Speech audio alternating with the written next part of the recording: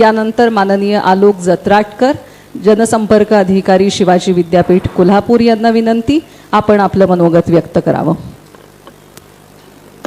महाराष्ट्र साहित्य परिषद शाखा ईश्वरपूर, राजाराम बापू ज्ञान प्रबोधिनी यांच्या संयुक्त विद्यमानं आयोजित 30व्या मराठी साहित्य संमेलनामध्ये आजचे साहित्य, समाज माध्यम आणि वाचन संस्कृती या परिसंवादामध्ये आपणासमोर उपस्थित राहताना मला अतिशय आनंद होतो आहे.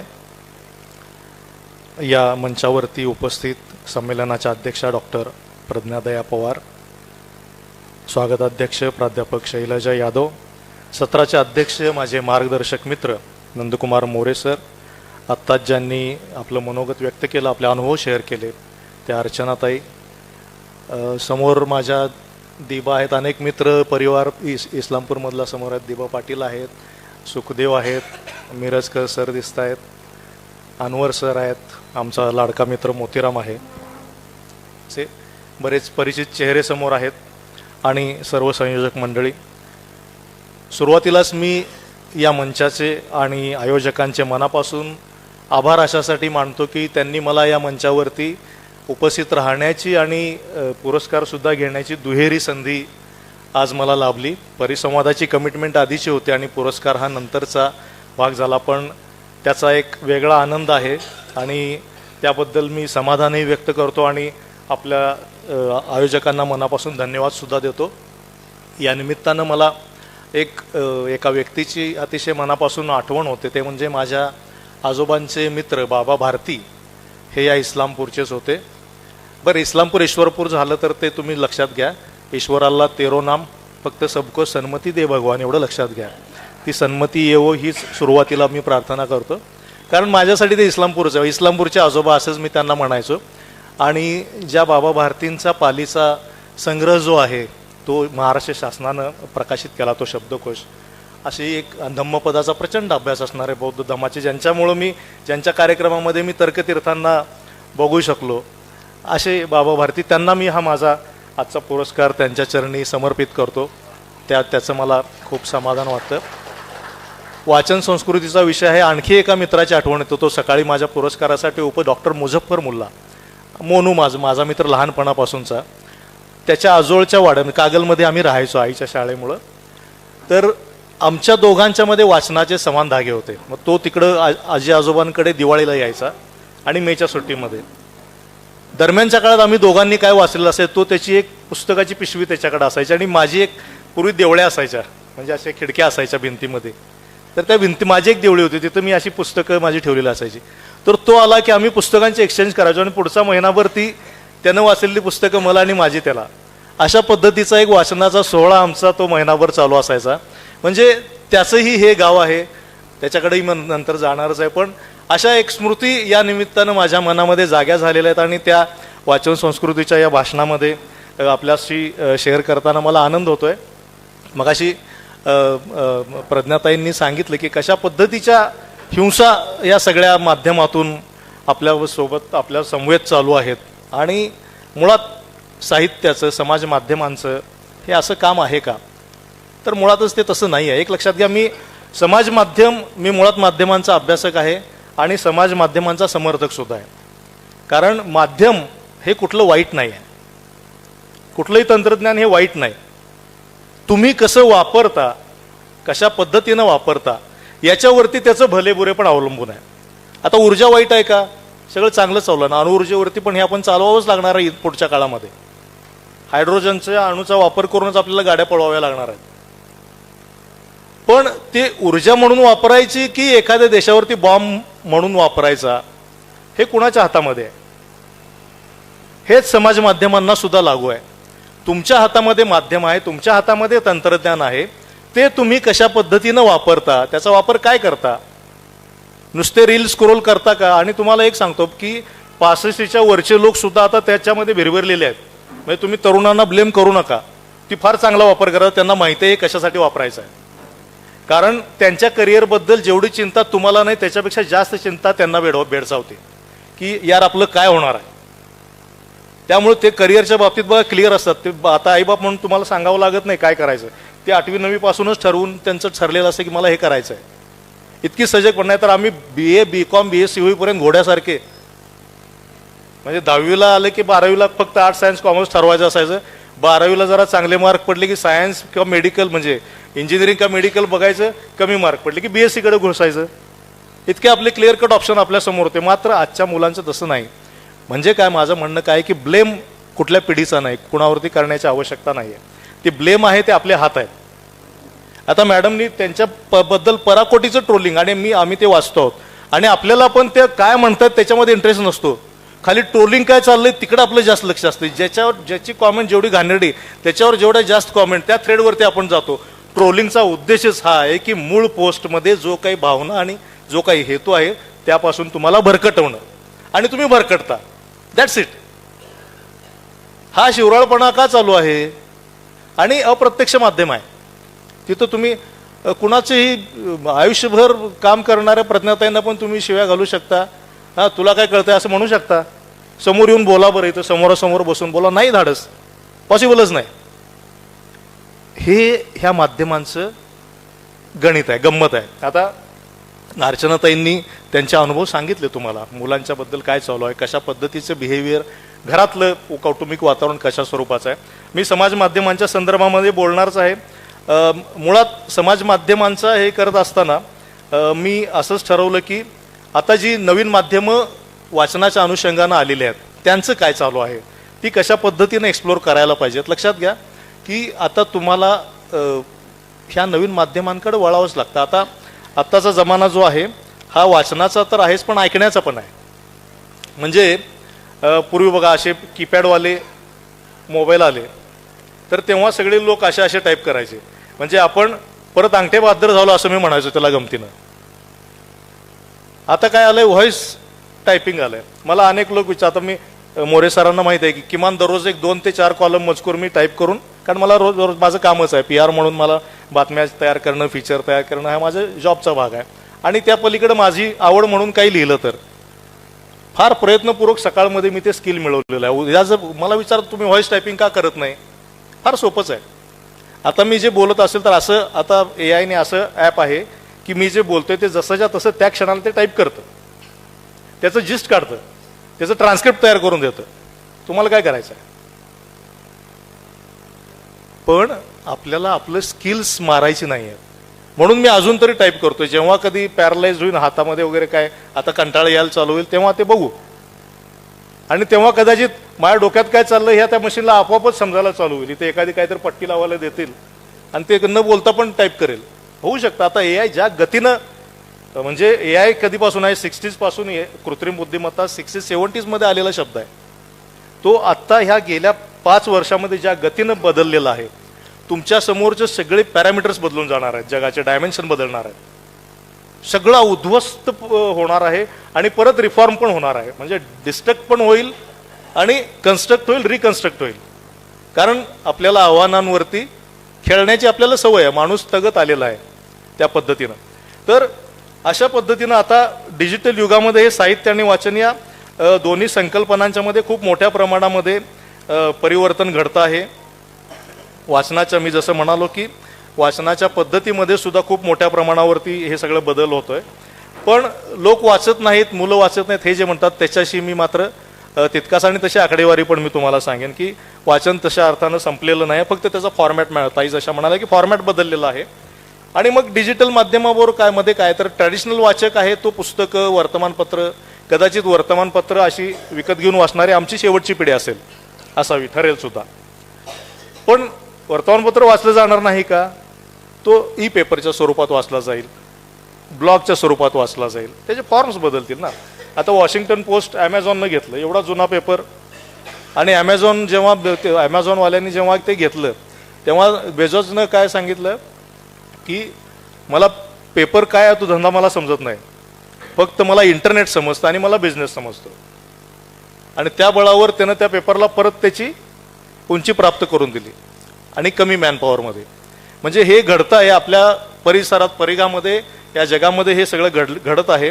अशा पद्धतीचं सगळं आहे. आता आपल्याकडं प्राचीन काळापासून काय होतं बघा, आपल्याकडं वाचन होतं, मात्र ती कशी घडलेली होती तशी वाचन संस्कृती नव्हती. तर ती एक बोलणं होतं, मौखिक संवाद होता, श्रवण संस्कृती होती. मौखिक परंपरेनं आपण आपले सगळे धर्मग्रंथ जतन केले, त्यातूनच मग लोकसाहित्य निर्माण झालं, लोककला निर्माण झाल्या, कारण त्याचं प्रसरण समाजाच्या खालपर्यंत होत गेलं. अशा पद्धतीनं ही श्रवण संस्कृती खूप मोठ्या प्रमाणामध्ये निर्माण झाली.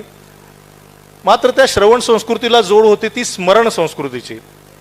तिची स्ट्रेंथ काय होती की स्मरणशक्ती, एकाग्रता आणि श्रवण कौशल्य तयार व्हायचं, जे सातत्यानं ऐकणं आणि ते मुखोद्गत मेमराईज करणं, परत त्याचं रिसायटिंग करणं, ते म्हणणं आणि पुढच्या पिढीकडं सोपवणं, अशा पद्धतीचं होतं.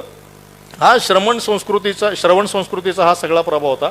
आता मात्र काय झालं की डिजिटलमध्ये आता ऐकायची श्रवण संस्कृती चालू झाली, पण मॅडम ज्यांनी उदाहरण दिलं ना, मॅडमनी, अर्चनाताईंनी, की स्मरण संस्कृतीचा मात्र ऱ्हास व्हायला लागलेला आहे. तो किती व्हायला लागलेला आहे, तर मी जेव्हा कॅन्टीनमध्ये जातो, आमच्या 12 रुपयाचं उपीट खाल्लेलं असतं, 7 रुपयाचा हाफ चहा पिलेला असतो, आणि त्याचे 19 रुपये घेताना सुद्धा जर तो मुलगा कॅल्क्युलेटर करून 12 + 9 7 याच्यावरती जे 19 आल्यानंतर ते 19 झाले म्हणून सांगतो, इतका तो ऱ्हास आहे. लक्षात घ्या, म्हणजे हे इतकं तंत्रज्ञानावरती, कॅल्क्युलेटर तर हे बेसिक तंत्रज्ञान आहे, इतकं आपण त्या स्मरणशक्तीपासून आपण वापरच करत नाही. पाडे आमच्या आधीच्या काहीतरी आउटकी, पावकी, दीडकी वगैरे पाठ होत्या, आमच्यापर्यंत 30 पर्यंतचे पाडे होते. आता पोरानं 10 पर्यंत जरी पाठ केले, बरं त्या इंग्रजी पाडे फार अवघड आहेत हो, काय वेगळ्या पद्धतीनं म्हणतात ते. हा टू जा तू, हा आपले बेके बेबी 2 4 बित्रिक साहेब चौकाट बेपंच साहेब, कसं ते जाते 30 पर्यंत गाडी कधीच समजत नाही. 17चा पाडा एक जरा आडवा येतोय आणि मला वाटतं 23चाही घेतोय. हा, हे 2 पाडे मला अजून आठवते, ह्या 2 पाड्यासाठी छड्या खाल्लेल्या आहेत. पण ते आपण जातो ते म्हणजे किती सुलभीकरण किती करायचं, हे स्मरणशक्तीला आपण चॅलेंज करत नाही आहोत, तर तिचं किती गोंजारायचं किती त्याला. तर हा ऱ्हास जो आहे ना, हा थोडासा यामध्ये मला धोकादायक. त्याचं कारण पण आहे की माहिती सहज उपलब्ध आहे, डिपेंडन्सी, आपण सगळ्या बाबतीत ह्या उपकरणांच्यावरती डिपेंडन्सी आपली वाढायला लागलेली आहे, आणि संक्षिप्त माहितीची सवय झाली. मॅडम म्हटलं की छोटीशी पोस्ट तेवढंच वाचायचं, तेवढंच लिहायचं, लहान पोस्ट, व्हिडिओ, आणि त्यामुळं काय झालंय की आपली मोठं काही वाचण्याची, दीर्घ काही जास्त काळ बघण्याची ही जी क्षमता आहे ना, ती कमी कमी होत चाललेली आहे. म्हणजे आता आपला रिटेन्सी रेट किती आहे सोशल मीडियावरचा, मॅडम, तो 3 सेकंदापर्यंत खाली आला. म्हणजे तुम्ही बघा, एखादी रील समोर आली, असं तुम्ही करता, पहिल्या 3 ते 5 सेकंदात तुम्ही ठरवता ती पुढे मिनिटभराची रील सुद्धा बघायची की नाही ठरवतो आपण, लगेच पुढे जातो. मनाची चंचलता किती, त्याला कॉन्सन्ट्रेशन करायला संधीच देत नाही आपण, आणि हे फक्त त्या रील पुरतं मर्यादित राहत नाही, मग या आयुष्यातल्या सगळ्या बाबतीत घडायला चालू होतं. हा या स्मरण शक्तीच्या ऱ्हासाचा फार मोठा प्रॉब्लेम आहे.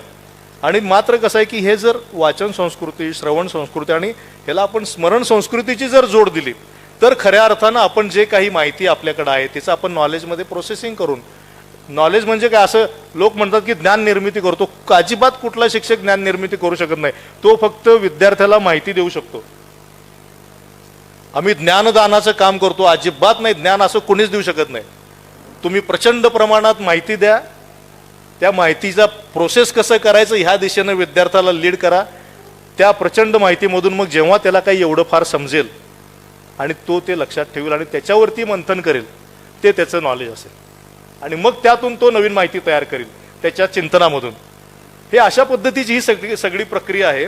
आणि अशा पद्धतीनंच ही सगळी वाचन संस्कृती, वाचन म्हणजे काही माहितीच आहे ना, ती फक्त प्रोसेस झाल्याशिवाय, विवेकपूर्ण विचार करणं वगैरे ह्या गोष्टी आपण फक्त ते शब्द म्हणून बघतो, तर तसं नाही आहे ते. आपण या गोष्टींच्याकडे खूप गांभीर्यानं बघण्याची गरज आहे, असं मला या ठिकाणी आपल्याला सांगायचं आहे. मग आधुनिक वाचन संस्कृती, सकाळी ताईंनी अनेक लोक, सावित्रीमाईंपासून ज्योतिबांपासून सगळ्या ही लिगसी आहे आपली, लक्षात घ्या. ही वाचन संस्कृती पाश्चात्यांकडून आपल्याकडे, बाळशास्त्री जांभेकर आम्ही आमचे दर्पणकार म्हणतो, त्यांना आद्य पत्रकार म्हणतो, 6 भाषा अवगत होत्या. मुंबई प्रांताचे त्यावेळचे ते एज्युकेशन डिरेक्टर होते. म्हणजे हे BEd DEd वगैरे जे प्रकरण आहे हे सगळं त्यावेळी त्यांनी अभ्यासातून तयार केलेलं हे सगळं आहे. आपल्याला हे माहीत, आपण एक विशेषण जोडून टाकतो एखाद्या महामानवाला की आयुष्यभर आपल्यासाठी तोच राहतो. त्याच्या पलीकडे आपण त्या माणसाचा विचार करत नाही.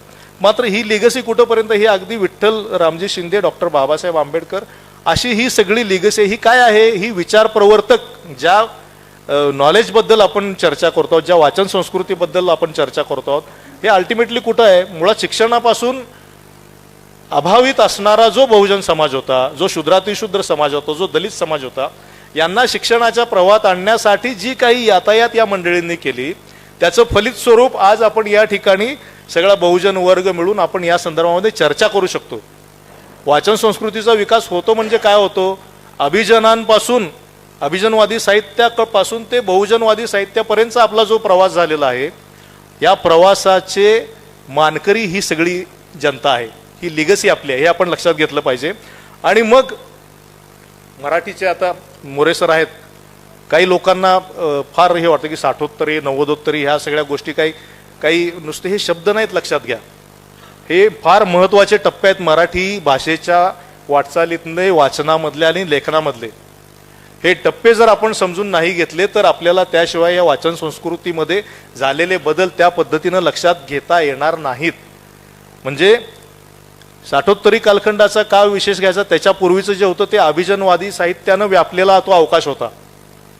याचं रूपांतर जेव्हा दया पवार, लक्ष्मण गायकवाड या मंडळींनी ही जी दलित साहित्याचा जो एक प्रवाह, झंझावाती प्रवाह आणला आणि गावकुसा बाहेरच्या ज्या वेदनांपासून हा अभिजन समाज कोसो दूर होता की असंही काही असू शकतं, याचा एक फार मोठा झटका त्यांनी या सगळ्या समाजाला दिला. तो झटका म्हणजे 60उत्तरी कालखंडाचा सगळ्यात मोठा महत्त्वाचा प्रवाह. मग नंतर पॅन्थरची चळवळ असेल, मग राजाभाऊ डालेंचा प्रवाह झाला, मग लिटिल मॅगझिन चळवळ आली, काळसेकर वगैरे ही सगळी मंडळी त्याच्यामध्ये आली. हे सगळे वाचन संस्कृती आणि लेखन संस्कृती पक्के करणारे या महाराष्ट्रातले फार महत्त्वाचे प्रवाह होते, हे आपण या ठिकाणी लक्षात घेतलं पाहिजे. आणि मग 90उत्तरी कालखंड काय आहे, हा सगळा बर्स्ट आहे, खूप मोठ्या प्रमाणात बर्स्ट आहे. जागतिकीकरणाचा प्रवाह आहे. आपल्यालाही काही समजत नव्हतं की नेमकं काय होऊ घातलेलं आहे. मात्र एक प्रचंड मोठं भांडवलदारी जग आपल्यासमोर उभं राहिलं, त्याची कवाडं आपण उघडी केली, आपण तिकडे गेलो, त्यांना आपल्याकडे येऊ दिलं आणि त्यानंतरचे जे काही प्रतिबिंब साहित्यामध्ये उमटलं ते आपल्याला या 90उत्तरी कालखंडामध्ये येतं आहे. आणि मग आजचा तरुण काय वाचतो आहे, पण तुम्हाला गंमत सांगतो, आजही दया पवार तेवढेच पॉप्युलर आहे. आजही उचल्या, उपरा, बलूत ही वाचली जाणारी पुस्तकं आहेत. लक्षात, ज्याला हा प्रवास समजून घ्यायचा आहे तो मुलगा तिथपर्यंत जातोच. नेमाडे आजही वाचल्यात, कोसला आजही हॉस्टेलचा पोरगा किती आधुनिक हॉस्टेलमध्ये राहते, कोसला त्याला वाचावं असं वाटतंच. हा प्रवाह आपण लक्षात घेतला पाहिजे की वाचन काय करू शकतं. आणि नवीन जिथं मी समाज माध्यम म्हणतो तिथली चर्चा सुद्धा बघा, तिथं सुद्धा या पद्धतीचं वाचन आहे. म्हणजे आपण कुठल्या परंपरेचे पाईक आहोत वाचन संस्कृतीमध्ये, तर मी तुम्हाला सांगतो की आपण भगवान बुद्धाच्या ज्ञान परंपरेचे पाईक आहोत. बुद्धानं आपल्याला सांगितलं की आत्तदीप भव, स्वयंप्रकाशित व्हा. म्हणजे काय, तर हेच आहे. समजून घ्या, विचार करा, विवेकानं विचार करा. त्याच्यावर विचार केल्यानंतर जर पटलं, योग्य असेल तर स्वीकारा, नाहीतर पुढे चला. हे आपल्या वाचन संस्कृतीचं मूळ मला वाटतं की भारतीय संस्कृतीचं हे इथंपासूनचं असं इव्हॉल्व्ह झालेलं आहे. आणि मग डिजिटल संस्कृतीकडे मी आता तुम्हाला थोडक्यात घेऊन जातो. आता परत मी जे म्हणालो मगाशी की आता डिजिटल फॉर्मॅटमध्ये परत एकदा नव्यानं हा श्रवण संस्कृतीचा जन्म झालेला आहे, पुनर्जन्म झालेला आहे. आणि याचं स्वरूप मग ऑडिओ बुक आहे, पॉडकास्ट आहे.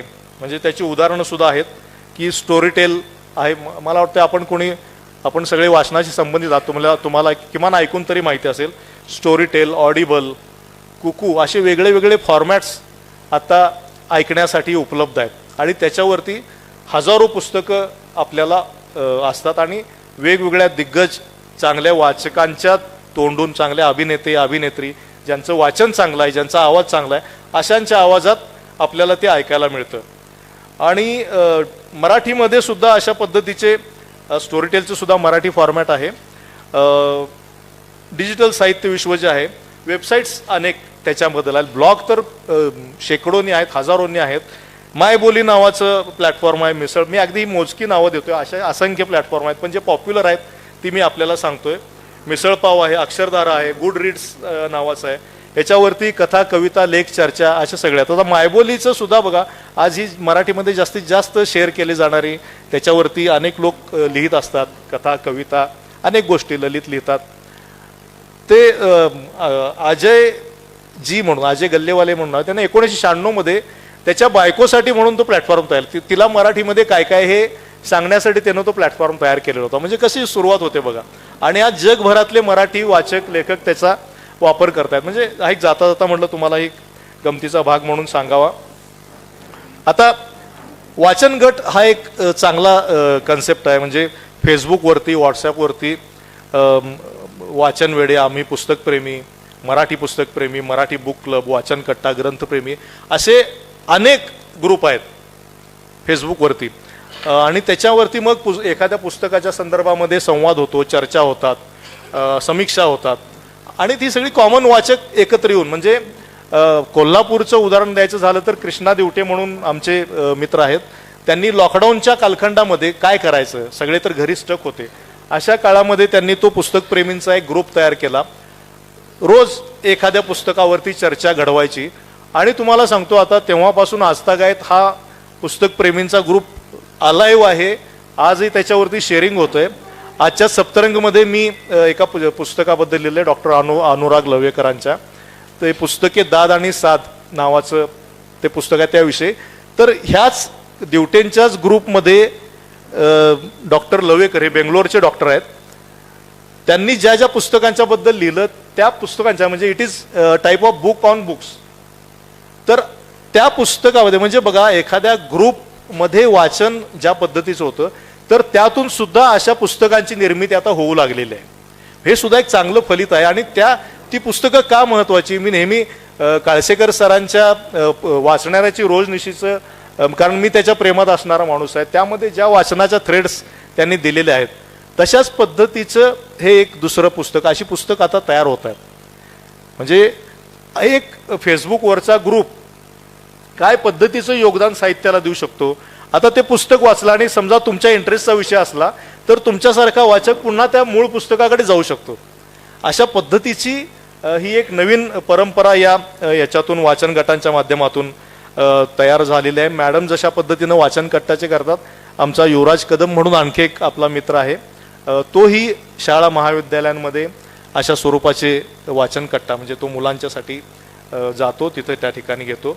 नुकतंच त्यानं मोरे सरांचंच असे होते आमचे शाहू महाराज या पुस्तकावरती प्रश्नमंजुषा घेतली. तिला इतका भरघोस प्रतिसाद लाभला. आणि हे आपल्याला करायचं आहे. म्हणजे आपल्याला काय करायचं की नव्या पिढीमध्ये हे वाचनाची आवड कशी रुजेल त्यासाठीचे प्रयत्न या माध्यमातून आपल्याला करायचे आहेत. आता ई बुक्स हा सुद्धा एक फार महत्त्वाचा प्रकार आहे. ई बुक्स का उपयोगी असतात की आता आपल्याकडे तुम्हाला सांगतो अनेक प्लॅटफॉर्म आहेत. मी तुम्हाला जाता जाता काही सांगतो की इंटरनेट आर्काइव्ह म्हणून आहे, जगभरातली महत्त्वाची पुस्तकं त्याच्यामध्ये आहेत. ई साहित्य म्हणून आहे, ई पुस्तकालय आहे. महाराष्ट्र राज्य साहित्य संस्कृती मंडळानं आजवर जी पुस्तकं प्रकाशित केली ती सगळी पुस्तकं त्यांनी त्यांच्या वेबसाईटवरती मोफत डाउनलोडिंगसाठी ठेवलेली आहेत. आपण जाऊन बघा. म्हणजे जर तुम्हाला असं वाटतं की आता मुळात त्यांनी ती ना नफा ना तोटा तत्वावर विक्रीला पण ठेव, जर तुम्हाला तेही नको असेल तर तुम्ही जाऊन तिथं ते घेऊन वाचू शकता. त्यानंतर digital library of India Bharat सरकारचा उपक्रम आहे. IIT खरगपूरच्या सहकार्यानं त्यांनी देशातल्या सगळ्या लायब्ररी जोडल्या आणि त्या लायब्ररीमध्ये जी दुर्मिळ पुस्तकं आहेत ती ह्या संग्रहामध्ये फक्त पीडीएफच नाही तर वेगवेगळ्या फॉर्मॅट्समध्ये त्यांनी तिथं तयार केलेले आहे. तिथं गेलात तर तुम्हाला ती पुस्तकं ऑनलाईन स्वरूपामध्ये वाचायला मिळतात. त्याशिवाय तुम्हाला आता पूर्वी PhD करणाऱ्या विद्यार्थ्याला जर त्याला करावं लागते तयारी, म्हणजे त्याला आधी काय संशोधन झालं याचा अभ्यास करावा लागतो, रिव्ह्यू ऑफ लिटरेचर म्हणतात त्याला. त्यासाठी वेगवेगळ्या विद्यापीठांमध्ये जायचं आणि त्याला मर्यादा होत्या. आज शोधगंगेसारखा इन्फ्लिबनेटचा प्रोजेक्ट आहे, त्याच्यामध्ये तुम्ही तुमचा विषय टाकला तर देशभरामध्ये झालेले त्या विषयावरचे सगळ्या भाषेतली संशोधनं तुमच्यासमोर एका क्लिकमध्ये येतात. त्यामुळे संशोधनाचं रिपिटेशन न होता नवीन संशोधनाच्या संधी तुम्हाला त्यातून मिळू शकतात. तर अशा पद्धतीचा एक उपक्रम तिथं तुमच्यासमोर आहे. तर याचा वापर आता एक तुम्हाला हेही सांगतो की ई बुक वाचणं हे अवघड आहे आणि त्रासदायक आहे, डोळ्याला त्रास देतं. आता माझ्याकडे तुम्हाला सांगतो एक 10,000 मी पुस्तकं अशी सगळी डाउनलोड करून ठेवली असेल, पण ऑनलाईन वाचली असेल त्यातली फक्त 10. मी त्याचा काय वापर करतो की संदर्भ, मला पूर्वी मंत्र्यांची भाषणं करायला लागायची, आज कुलगुरूंची भाषणं करायला, तर मला काही संदर्भ लागले तर पटकन मी त्या ई बुकमध्ये जाऊ शकतो आणि त्यातून जरा मला पाहिजे तो संदर्भ मी घेऊ शकतो. मात्र पुस्तक असं हातात घेऊन वाचण्यामध्ये जे हे आहे, आता आमचा जो मार्शल मॅक्लुहन म्हणून आमचा माध्यमांचा एक भाष्यकार आहे, मोतीरामला माहिती आहे, तो काय म्हणतो की ही जी माध्यम आहेत ना ही हॉट मीडियम आहे. म्हणजे टेलिव्हिजन आणि आता ह्या स्क्रीन ज्या आहेत ह्या सगळे हॉट मीडियम आहे. ह्या तुम्हाला रेस्टलेस करतात, त्यांचे जे रेज आहेत त्या तुम्हाला रेस्टलेस करतात. आणि तो पुस्तकाला कूल मीडियम म्हणतो. म्हणजे बघा, तुम्ही मोबाईल घेऊन रात्रभर असे बसला तरी ते तुम्हाला झोपू देत नाही, डोळे तारवडतात, झोप आल्यासारखं वाटतं, पण त्याचा कैफ एवढा असतो, ते डोपामाइन सारखं डोक्यात स्त्रवतच असतं, त्यामुळे ते झोपू देत नाही. मात्र पुस्तक आपल्याला काय वाटतं, आपण काय म्हणतो, पुस्तक वाचायला लागलं की झोपच येते. हेच तर कूल माध्यम आहे, लक्षात घ्या. ते वाचता वाचता झोप आली पाहिजे, ते तुम्हाला शांत करतं. आईनं अंगाई गीत म्हणावं तसं पुस्तकातली ते वाक्य शब्द ते तुम्हाला त्या शांत झोपेकडे नेत. आणि मग दुसऱ्या दिवशी त्यामध्ये तुम्ही अर्नाळकर किंवा यांना वटकरांना वगैरे घेऊन बसला तर मात्र ते तुम्ही संपूर्ण झोपणार. हा तुमचा याचा भाग झाला ना. पण अशा पद्धतीचं हे सगळं आहे. यूट्यूबवरती टेड टॉक नावाचा प्रकार आहे, कथाकथन. आता अनेकदा आता कथाकथनाच्या पूर्वी आमच्याकडे कॅसेट असायच्या, वपूंच्या, पुलंच्या, शंकर पाटलांच्या. आता आम्ही काय करतो, युट्यूबवरती लावायचं, ऐकायचं. हा ट्रेंड सुद्धा आहे, युट्यूबवरती हे सगळं ऐकलं जात आहे. पॉडकास्टिंग ऐकण्याचं प्रमाण वाढलेलं आहे. म्हणजे प्रवासामध्ये आता पूर्वी पुस्तकं घेऊन वाचायचा ट्रेंड होता, आता प्रत्येकाच्या कानामध्ये ते आहे. इथनं एक 10 वर्षांनी ह्या ENT वाल्यांचा पण धंदा चांगला होणार आहे, हे लक्षात घ्या. कारण ते तुम्हाला झेपणार, हे लक्षात ठेवा, कान बाद करणार ते. कारण आपले कान अशा आवाजासाठी नाही आहेत, असं गोळा करून ऐकण्यासाठीचे आहेत. तुम्ही डायरेक्ट हे सगळं ह्याचा वापर सोडता आणि कानात डायरेक्ट घालता. ज्याला ऐकू येत नाही त्याच्यासाठी ते आहे. तुम्हाला ऐकू येत असून तुम्ही 50 डेसिबलचा आवाज त्यामध्ये घेत असता. आता थोडीशी आकडेवारी मी तुम्हाला सांगतो. भारत हा जगातल्या सगळ्यात मोठ्या पुस्तक बाजारांपैकी एक आहे. म्हणजे भारताचा प्रकाशन उद्योगाचा आकार हा साधारणपणे $11 अब्ज एवढा आहे. सरासरी 1 लाख पुस्तकं भारतामध्ये प्रकाशित होतात. आणि इंग्रजीच्या बाबतीत 3ऱ्या क्रमांकाची बाजारपेठ म्हणून भारताकडे बघितलं जातं. आणि NBTनं एक सर्वेक्षण जे केलेलं आहे त्याच्यानुसार भारतामध्ये साधारण 25 ते 30% लोक नियमित वाचन करतात. आणि युवकांमध्ये काय स्वरूपाचं वाचन आहे हे जर बघितलं तर त्याच्यामध्ये स्पर्धा परीक्षा आणि सेल्फ हेल्प पुस्तकं जे आहेत ह्या पुस्तकांच्या वाचनाचं प्रमाण, म्हणजे आपण त्यांना किती स्पर्धेला जोडलं बघा, तो त्यातच वाचतोय. आणि त्यामध्ये मग तो फॅन्टसी रहस्यकथा ऐकणारा वाचणारा आहेच, पण त्या पलीकडे मग तो आत्मचरित्र वाचतोय, चरित्र वाचतोय, व्यक्तिमत्व विकास, आणि मग करोडपती कसे व्हाल एक महिन्यात वगैरे असलंही वाचतो. पण त्याचा काही फायदा होत नाही. सगळ्यात महत्त्वाची गोष्ट आणखी काय आहे की 40% वाचक भारतातला हा 25च्या वयोगटातल्या म्हणजे तरुण वयोगटामधला आहे. ही त्यातली चांगली गोष्ट आहे. महिला वाचकांचं प्रमाण वाढतं आहे, म्हणजे हा सुद्धा त्यातला एक महत्त्वाचा भाग आहे. मुली वाचायला लागलेल्या आहेत, समजून घेत आहेत त्या सगळं. डिजिटल वाचनाचा वापर हा वाढतोच आहे. आणि काही अभ्यासानुसार हे AI कडे विचारलेलं आहे, मी सांगतो, म्हणजे त्यानं सांगितलेली माहिती की तो म्हणतो की 60% लोक वर्षातनं किमान एक पुस्तक तरी वाचतात. आता युट्यूबवरती एक जाहिरात माझ्या बघण्यात आली की आठवड्याला किमान एक पुस्तक वाचा, तुमची स्मरणशक्ती चांगली होईल. आणि ती कसे वाचायचं हे सांगण्यासाठी माझा वर्कशॉप करा, असंही तो पुढे सांगतो. हे असा ट्रेंड आहे तो. आणि मोबाईलवरचं शहरी भारतामध्ये मोबाईलवर पुस्तक वाचण्याचं प्रमाण 50% वाढलेलं आहे. म्हणजे अशा पद्धतीने म्हणजे युवा वर्ग हा अशा तऱ्हेनं ई-बुक्स आणि ऑडिओ बुक्सकडे वळतोय. मराठी प्रकाशन व्यवसायामध्ये सुद्धा आता स्वयंप्रकाशनाची एक पद्धत आलेली आहे. म्हणजे इतकं सुलभीकरण झालेलं आहे तंत्रज्ञानाचं की आता आपण स्वतः सुद्धा प्रकाशक झालेलो आहे. कुठं प्रकाशकांच्याकडे जाऊन लाईनलीत उभारायची गरज नाही.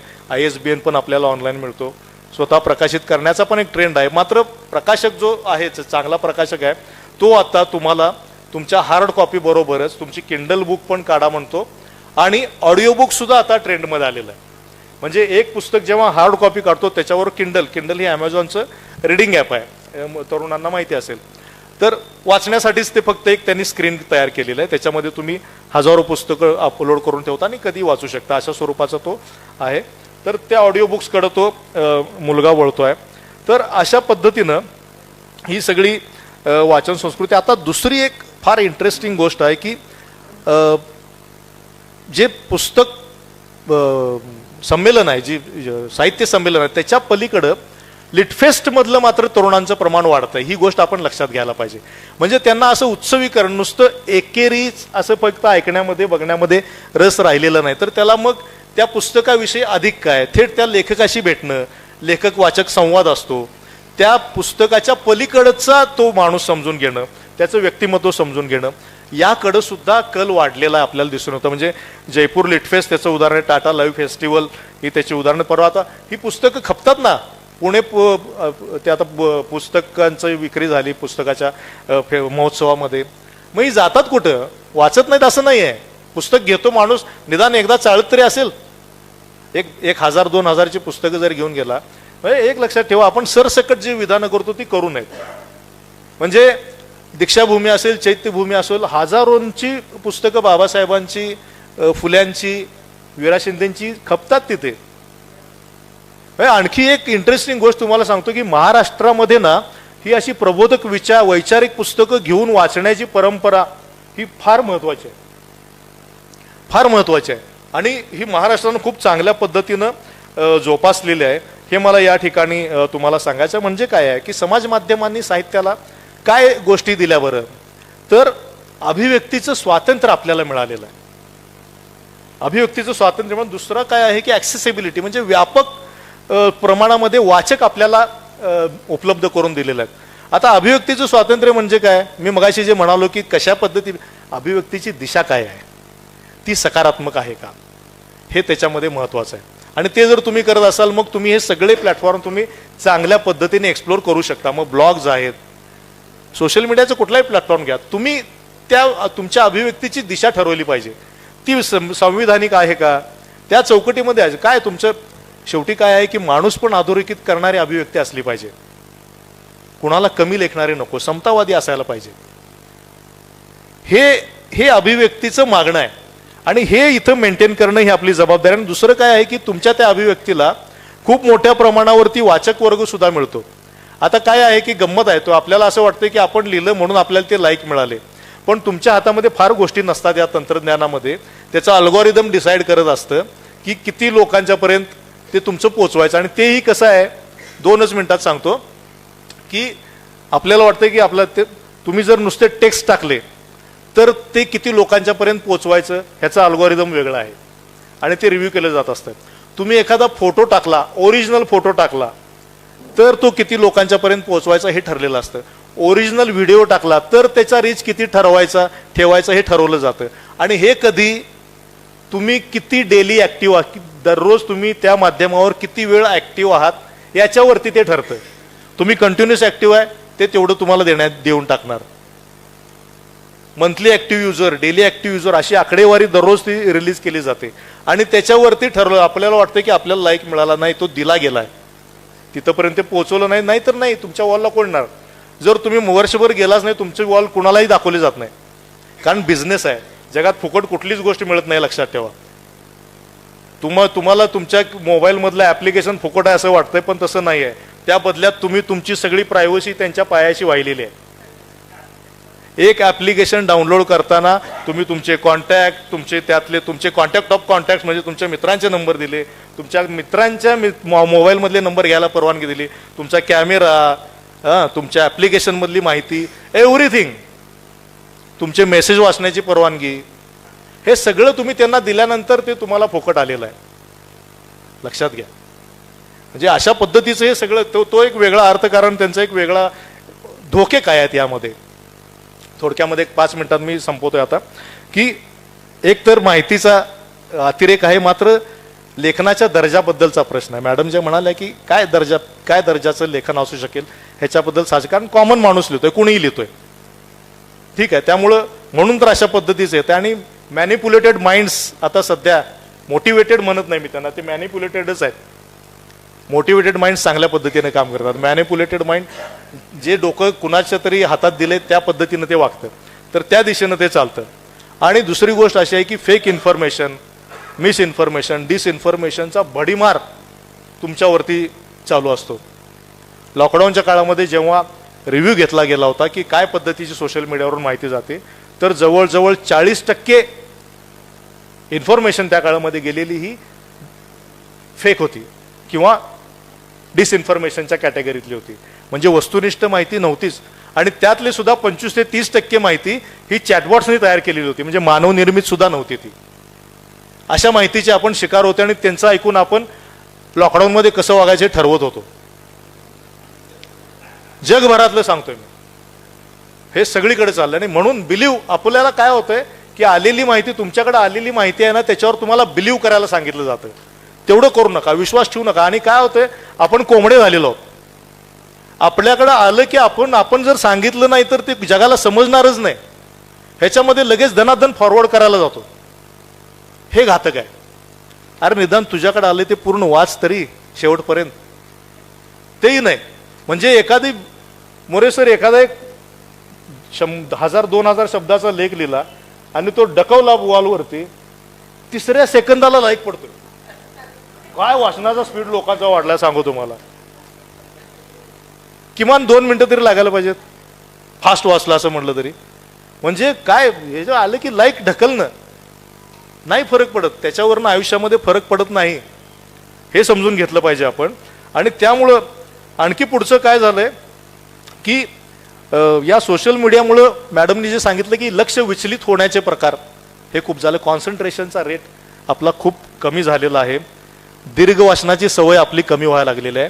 आणखी एक माझा एक हे होता की मुद्रित पुस्तकांच्या ज्या वाढत्या किमती आहेत त्यामुळे काही परिणाम झाला असेल का, तर त्या संदर्भात मी स्टोरीटेलचं पुण्यामध्ये संतोष देशपांडे, माझे सकाळमधले जुने सहकारी आहेत, ते आता पत्रकारितेमधून स्टोरीटेल मराठीचं जे आहे त्याच्या रेकॉर्डिंगचं काम त्यांनी स्टुडिओ केलेलं आहे. तर त्याला मी फोन केला. मग त्यानं स्टोरीटेलचे इंडिया हेड त्यांचे काही मला व्हिडिओ, त्यांचा एक व्हिडिओ त्यांनी केला होता, तो पाठवला. तर ते योगेश दशरथ म्हणून त्यांचं नाव आहे. तर त्यांचं निरीक्षण काय आहे या संदर्भातलं बघा, की पूर्वी लोक जाता जाता कमी किमतीची पॉकेट बुक्स घेऊन वाचायची. म्हणजे पेरी मेसन असू दे, अँड रँड असू दे किंवा गुलशन नंदा, हे आपल्या आयुष्यात हे कुठल्या तरी रेल्वे स्टेशनच्या बुक स्टॉलवरनंच आलेले असतात किंवा अगदी झुंजार कथा सुद्धा असतील. पण आता लोक ती पॉकेट बुक न घेता ती ऐकायला प्रेफरन्स देतात. म्हणजे पॉकेट बुक्सचा खप कमी झाला असं त्यांचं निरीक्षण आहे. आणि तशा स्वरूपाचा मजकूर ऐकण्याकडे लोकांचा कल वाढला. म्हणजे रहस्य कथा जाताना आपण तसंच वाचायचो ना. आणि त्याच्याबरोबर त्यांचं असं एक निरीक्षण आहे की महत्वाची पुस्तकं महाग जरी असली आणि ती जर चांगली असतील तर ती खरेदी करण्याकडे कल वाढला. किंवा एखादं पुस्तक मी ऐकलं आणि ते मला चांगलं वाटलं, मग ते कितीही महाग असलं तरी मी ते खरेदी करतो. म्हणजे असाही एक ट्रेंड, म्हणजे स्टोरी टेलच्या सारख्या प्लॅटफॉर्मचा प्रमुख त्याचं हे निरीक्षण आहे. म्हणून ते महत्वाचं आहे. आणि एआयच्या संदर्भात तो म्हणतो, कारण आता एआय वरती व्हॉइस सुद्धा होतं, म्हणजे रेकॉर्डिंग सुद्धा करता येणं शक्य आहे. मात्र तो सांगतो की लोकांना आज सुद्धा एआय पेक्षा खऱ्याखुऱ्या माणसांच्या आवाजातल्या गोष्टी ऐकायला आवडतात. म्हणजे अजून तरी त्यातला मानवी टच जो आहे तो लोकांना भावतो आहे. आणि दुसरं एक गंमत झालं तर एआय आता पुस्तक वाचनाचा, मॅडम आणखी एक गंमत काय झाली तुम्हाला सांगतो की आता एआय कडे जातात मुलं. एखादं पुस्तक आलंय मार्केटमध्ये तर एआय कडे जातो, 600 पानाचं पुस्तक आहे, तो एआयला सांगतो ह्या पुस्तकाचं जिस्ट मला दे. हे आहे बरं का. आणि तो सारांश तेवढाच वाचला की पुस्तक वाचल्याचं समाधान. आणि जर तो सारांश आवडला तर कदाचित तो पुस्तक वाचत असेल, त्याचं काम भागलं तर संपलं. म्हणजे ह्या पद्धतीने ह्या वाचनावरती एआयचा हा एक वेगळ्या स्वरूपाचा प्रभाव सुद्धा होतो आहे. मात्र डिजिटल तंत्रज्ञान आहे त्याच्यामुळं हे आपल्या हायब्रिड जी संस्कृती आहे ती मात्र एक्झिस्टिंग राहील असं मला वाटतंय. कारण त्याच्यामध्ये मग मुद्रित पुस्तकं पण राहतील, ई बुक्स पण राहतील आणि ऑडिओ बुक्सची सुद्धा ही सगळी व्यवस्था, बाजार हा राहील. कारण तो वाढतोय मात्र. म्हणजे जगातला जर बाजार हा $150 अब्ज असेल सगळ्या पुस्तकांचा, तर त्याच्यामध्ये आज ऑडिओ बुक्स जे आहेत यांचा टर्नओव्हर जवळजवळ $10 अब्ज घरात आहे. आणि तो दर वर्षागणिक वाढतो. गेल्या एक 4-5 वर्षातला हा ट्रेंड आहे. इतक्यात त्यांनी जवळजवळ त्यांची एवढी मोठी ही घेतलेली आहे. त्यामुळं मला या ठिकाणी समिंग अप करताना एवढंच म्हणायचं आहे की वाचन संस्कृती ही संपत नसते, ती संपणार नाही. मात्र प्रत्येक युगामध्ये ती वेगवेगळ्या पद्धतीनं उत्क्रांत झालेली आहे आणि ती फक्त एवढंच आहे की आपण तिला काय पद्धतीची दिशा देतो, कशा पद्धतीनं टिकवतो, हे यामध्ये सगळ्यात महत्त्वाचं आहे. मग सोशल मीडियामध्ये सुद्धा टिकवता येते, फक्त त्या अभिव्यक्तीची दिशा मात्र आपली सकारात्मक असायला पाहिजे. एवढंच या ठिकाणी मला आपल्याला सांगायचं आहे. या ठिकाणी मला आपल्यासोबत या विषयावरती बोलण्यासाठी आमंत्रित केलं आणि बोलण्याची संधी दिली. मला वाटते 5 ते 10 मिनटं जास्तच घेतली. मात्र काही गोष्टी सांगणं आवश्यक होतं, जाता सुद्धा मी उल्लेख केला. बरंच बोलण्यासारखं आहे. Very good, thank you. नाही 40 मिनटं मॅडम 10वर काटा होता. हां, तर त्यामुळं मी ते घेतलेलं आहे आणि त्याच्याबद्दल मला अजिबात खेद वाटत नाही. मोरे सर त्याच्याबद्दल याच्या पुढचं समिंग अप करतीलच. धन्यवाद, मनापासून धन्यवाद. थँक्यू.